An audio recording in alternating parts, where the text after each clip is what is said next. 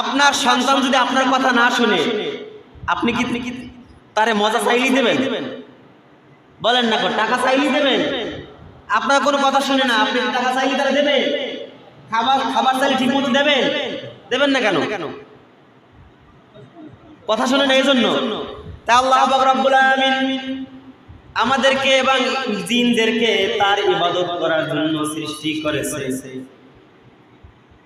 এখন আমরা যদি তার ইবাদত না করি, আল্লাহর কাছে যদি চাই আল্লাহ এটা দাও ওটা দাও, আল্লাহ দেবে? আল্লাহ ঠেকা পড়তে দেবে নাকি? কখনো দেবে না। এই জন্য বাবারা ভালো করে বুঝেন, যারা নামাজ পড়ে না ওদের দোয়া আল্লাহর দরবারে কবুল হয় না।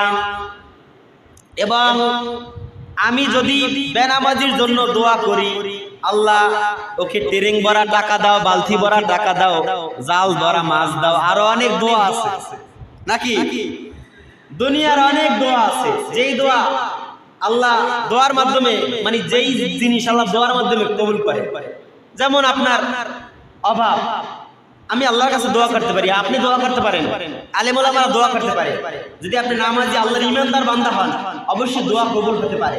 যদি আপনি বেনামাজি হন, যার দ্বারাই দোয়া করান, কোনো দোয়া কবুল হবে